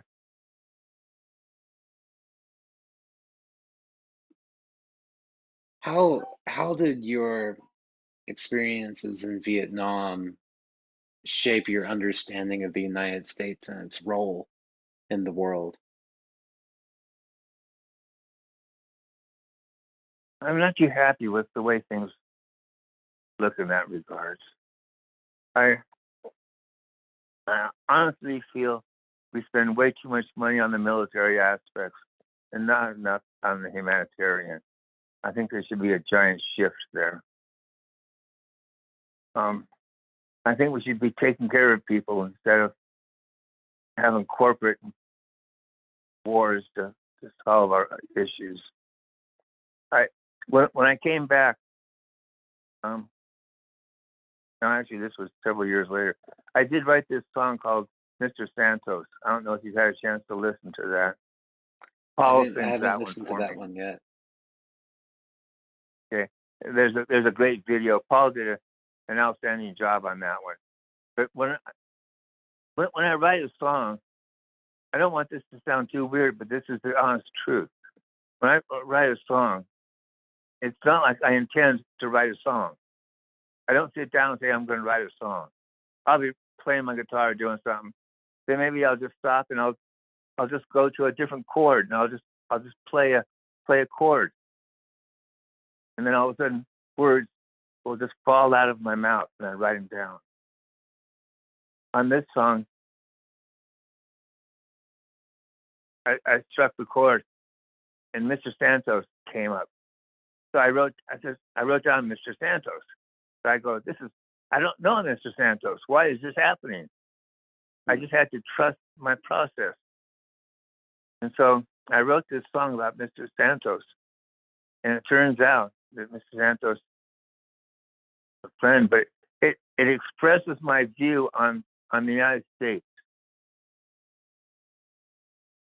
My friend did the video in a way that it represented more the Vietnam War, but in reality, if you listen to it, you'll understand that it's an anti-U.S. government kind of a song.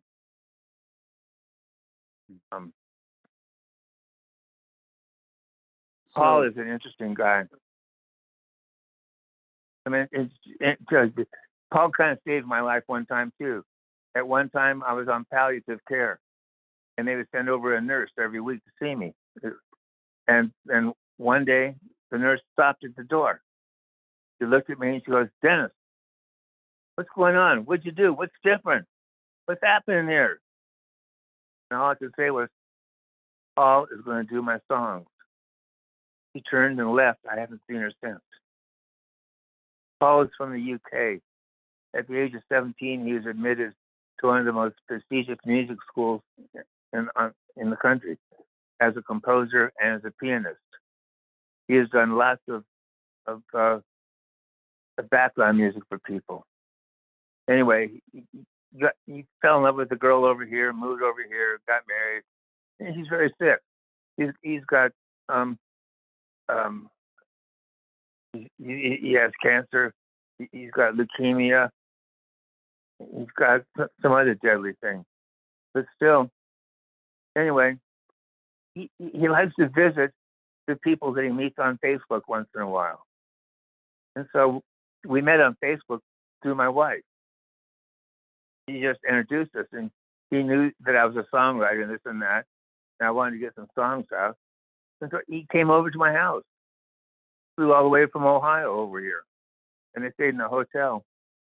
And and when he was here, I played this Mr. Santos song for him, and he recorded my guitar part, took it back and did the vocals and everything for it. He liked it so much. Now, that wasn't the song that saved my life. I forget which one he did. But the first few songs that he did were okay. But Mr. Santos, he knocked it out of the park. I tell my friends it starts off with helicopters. Don't be afraid, though. It starts off with choppers. I'll check that one out. What was Paul's last name? I didn't catch that. Digby. Digby. Sounds like a good friend. He's a good friend. He gave me a call yesterday morning, and we talked. He sends me stuff that are good for my health. He's an incredibly good friend and loyal and honest, and I couldn't ask for a better person. Although I will say he changed the title of one of my songs. I'm not too pleased about that. There's this one song it's called Star. But when he recorded it, he thought it sounded better as Find a Flame. And so, anyway, I told him never do that again. Lesson learned. Yeah, but Paul's a lot of fun, and he really did. He's been so kind. Listen to Mr. Santos sometime, and you'll see that he even throws in a little Nixon clip in there. But no, I came back very opposed to our government, everything that they were doing. And I think I probably still am. And I'm never sure about what's really going on because I know they never tell us the truth. Does that lead to a lack of trust with the media and with the government in general? Yes. Do you feel that in some way Vietnam veterans were abandoned after the war? Well, nowadays, if you tell people you're a vet, they go, "Thank you for your service." And I go, "Wait a second. We were never thanked before. We were sitting in Vietnam counting the days we could come home. All we ever wanted to do was to come home. We wanted to be welcomed home, and you never did that either. And so that's something that sticks with me. Well, if no one's ever told you this, well, welcome home, even though it's 50 years later. After I tell them that speech, they do. Right on.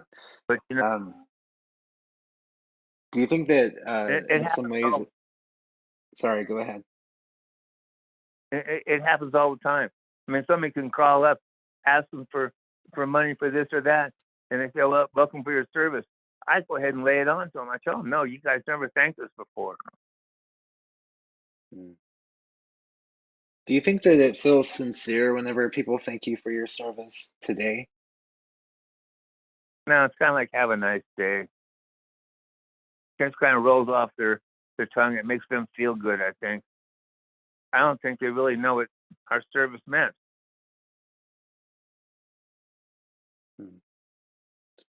So, I think Americans are, for the most part, very shallow. Interesting. So for my students who will be hearing your story, a lot of these are 18 to 22-year-old college kids who are ROTC and have, career plans to go into the military or national security. And I'm just curious, what would you tell them to help them understand the Vietnam War? I think they have to be exposed to more Vietnam vets, maybe, to get an idea as to what they're getting involved with. When I hear of some flunky-ass kid who didn't do well in high school but wants to join the Marines as soon as he gets out so he can be called a hero, it just makes me sick. All these people joining the ROTC, I realize that for some people, this is the only way out they have to get away from their poverty. That's one thing. But I'd rather see them join the Peace Corps. Is that still going on? Yeah, not in the way it used to whenever JFK started it, I don't think. We need to help. We have so many people in this country alone that need help. Why can't we help them? That's like fighting a war. We need people to help people in other countries. It can't be limited to just this country. We have to be the goodwill people. Well, I was going to ask you this earlier, but now that you kind of bring it up, I want to just ask, like, how did your experiences in the military affect your understanding of like American exceptionalism? Oh man, that's kind of like saying my high school is number one, my country is number one. No, your country is not number one. There is no number one. We are all in this together. Just one big happy boat, hopefully. I don't like the idea of thinking of people saying that this country is the best. This is the only country to grow up in. They have no idea what other countries are like.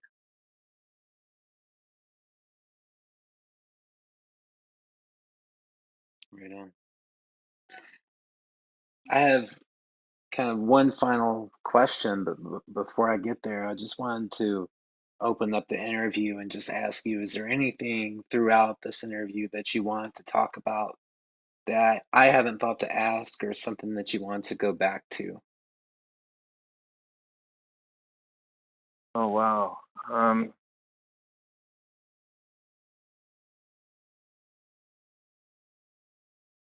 I would just ask that people be more questioning about what they hear in various sources.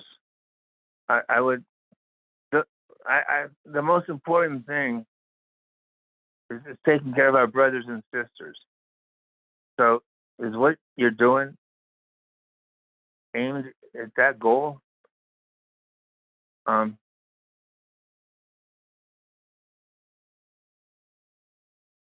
just so opposed to the wars.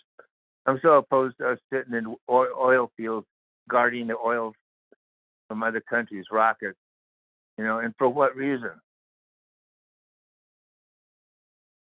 We export oil.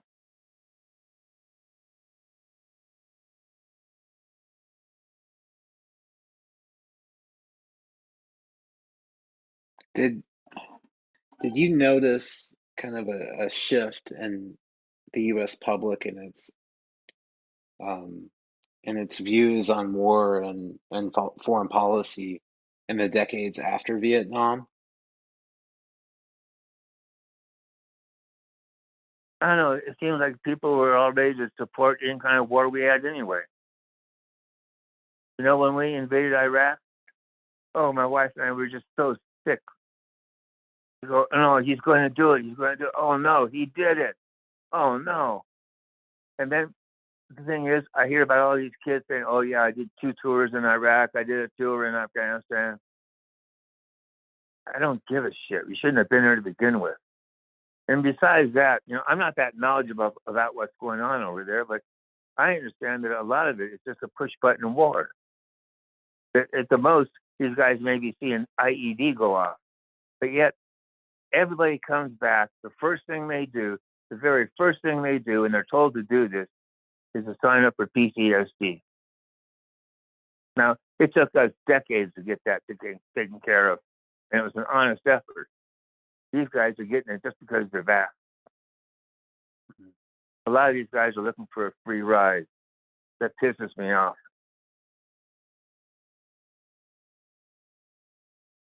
Well, I know that, thanks to the efforts of Vietnam veterans and the Vietnam Veterans of America who have organized and lobbied Congress for veterans benefits and acknowledgement that Agent Orange, in fact, causes cancer, as you know more than most. I think that there are a lot of people who are deeply grateful for that advocacy. So I want to extend, that thanks to you as well. And I just have one final question. Um,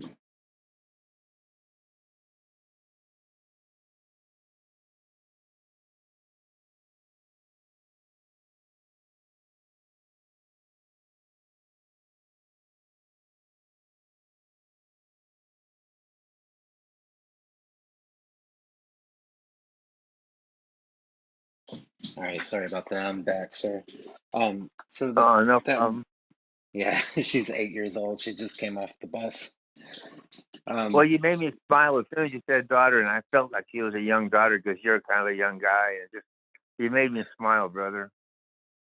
well, I'm glad that I could bring that smile to your face. I think that you're you're very inspirational. The way you talk about teaching, and in fact, the way your students talked about you was very moving for me to read. So thank you for sharing that with me, and that leads me, to my final question, and that's how would you like to be remembered?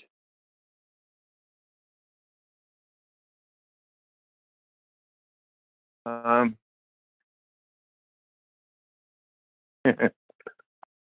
I want to be known as a songwriter. I don't know if that's possible. I'm kind of starting at it late in my life here, but I would like to be known. Music has carried me throughout my entire lifetime. My words, my lyrics, they're all very important. I want to be remembered as a songwriter. I don't have to be famous. I don't have to be rich. Just remembered. Well, sir, as a musician myself, and as someone who's deeply invested in understanding history and the experiences of veterans like yourself, I want to thank you for sharing that with me, and I'll definitely be trying to tell your story and retell it, and using your music as a way to retell that story. If I have your permission to do that, I'll share it with my students. I think that they'll really dig it. Um, Well, that would be more than awesome. I have one side note. One of the kids that wrote in, maybe you read it, was from, did you read one from Eric Carter? I don't recall the names. If not, maybe I'll have Kathy. She probably sent it to you. I'll check with her. But Eric Carter, I had him in 6th grade. Beginning of the school year, the kids walking into the classroom. I'm standing at the back of the class doing something. He sits down at his desk that he shares with a partner. His partner comes in. Eric pulls the chair out from underneath him. The kid falls on the floor. Well, I see that. And I don't like that. I'm angry rises up. And so Eric Carter gets ready to sit down. I pull his chair out from underneath him. He looks at me and goes, "You can't do that. You're a teacher. You're not supposed to do that." I go, "Eric, go sit out. Go stand out in front of the classroom. And when you're ready to come back in, let me know." 5 minutes later, nothing. I look outside and he's gone. I call up to the front office and they go, "Yeah, we know. Eric went home. His mom just called. She's coming back with Eric. They want to talk to you." It turns out, are you still there? Yeah, I'm listening. Okay. It turns out that was a defining moment in Eric's career. I had no idea. He was a BMX rider and a mountain bike rider later on. He turned out to be world champion many times over. But he credits that incident with changing his life away from who he was into a much better person. Eric will even stop and meditate during the day nowadays. It's amazing what he has picked up, what he has transferred over to his kids, and the whole thing. And so it's interesting what causes a person to shift gears, you know. But I love what my students have written to me. It means everything to me. It validates who I am. It lets me know that I was on the right track and that my time was worthwhile. I never knew this until a few years ago. When I So walked you off never campus, I just figured I was gone, you know. And then I started hearing these words, and it's the most beautiful thing. Well, if I have half the impact that you have on students, I'll consider myself a fulfilled educator. I think that's very priceless to me and profound. Thank you for saying that. I I I have a feeling your sensitivity is going to take you far beyond, and you're in a great position. Well, I want to thank you for sharing your story with me, and I'm honored to be some small part of your story, and hope that by preserving it, that your message can reach other people and continue to have an effect on students even after you're gone. I know that you've struggled throughout your life, and dealt with a lot of pain, from Agent Orange, but also it sounds like you've had a very fulfilling life, and through your students and through those relationships that you'll leave a legacy behind. So thank you for including me in part of that. No, I thank you for being there to ask. It really has been fulfilling. You know, as far as pain goes, the neuropathies from the Agent Orange, I can no longer walk anymore because of it. But the pain level is in the high on a 1 to 10 basis. It's in the high eights, and so it, I just try to get through the day. And sometimes I have trouble. I have trouble writing lately because I can't get through that pain level sometimes. But thinking about what's happened to kids, the support, the comments that they wrote the other day, is so healing. Mm. I have a student who reached out to me. He said that after I started talking about Agent Orange in a lecture one day in class, he came up to me, and he had never talked to me after class before, and I barely recognized the student because our interactions were so few.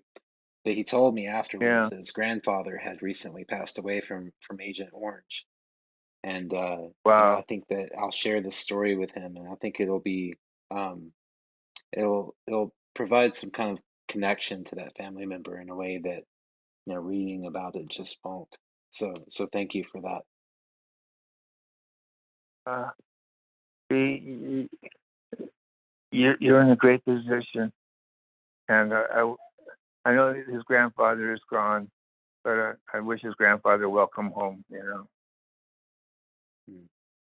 And maybe he is home now. Who knows?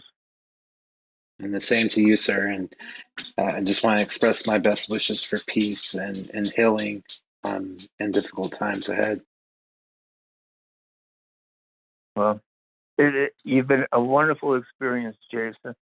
I've been so excited about this meeting, so excited about the possibilities. It's been a very wonderful week for me. It really has. Well, thank you for saying that. And, feel free to reach back out to me at any time. If we end the interview and all of a sudden you think, damn, I should have told Jason this story, I'm always eager to learn more and to hear more. So feel free to do that. And, I follow you on Okay. Facebook, and so I'll be sure to keep an eye out for your journey. And again, thank you again for sharing this with me. It was a great honor. And I hope that you have a great Well, day. Jason, you're an easy and a good person to share this kind of thing with. It doesn't happen to everybody, you know that. I appreciate you saying that, sir. Well, please Okay. send my best to Kathy, and peace to you as well. And I'm going to stop recording now. Okay. Aloha. Hui ho. All right, well, have a nice day, sir. Thank you again. Okay, Jason. Bye now.